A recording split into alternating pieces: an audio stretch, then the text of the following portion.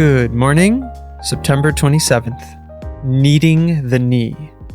Pray without ceasing. 1 Thessalonians chapter 5, verse 17. A strange phenomenon swept over Washington's Union Station on the morning of June 6, 1944. No announcements came across the speakers. No one made a loud pronouncement. But suddenly, the hustle and bustle of thousands of people crisscrossing the vast terminal came to a quiet moment of silence and stillness. One person after another dropped to a knee, folded their hands, and prayed. A few minutes later, the phenomenon passed, and people returned to their feet and scurried toward their trains or taxis. What had happened? It was D-Day, and news of the Allied invasion of Normandy flashed from person to person. Everyone felt the need for prayer.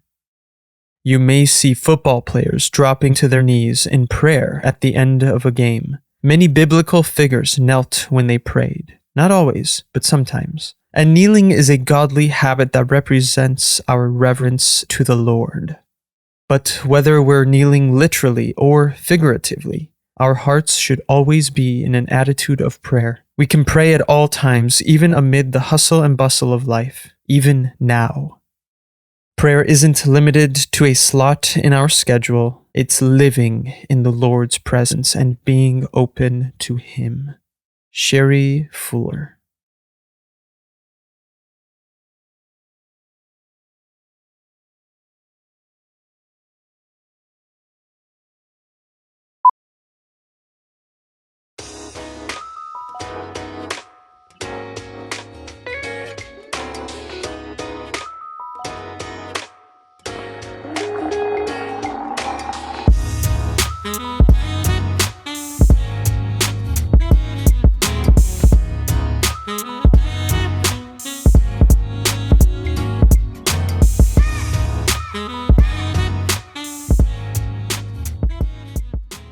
Good evening.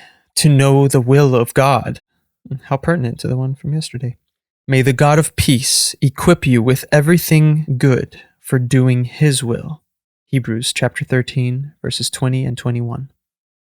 There are guidelines that apply generally to all Christians wanting to find the will of God. The call to sanctification, to spiritual growth, to love and serve your fellow man are just a few. But there comes a time when the issue becomes personal, and you need to ask, Lord, what do you want of me? If God has a specific task for you, He will guide you to fulfill it. As you seek His guidance, you will feel enthusiastic about the things He is calling you to do.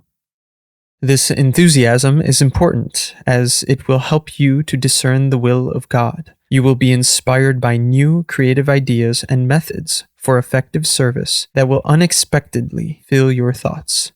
Keep your thoughts open and your spirit receptive to the work of God's Holy Spirit. Allow Him to increase or diminish your enthusiasm so that you can determine your path through life. Seeking the will of God through prayer has the additional benefit of a more intimate relationship with the Lord. It means that you will keep your spiritual ear tuned to the voice of God.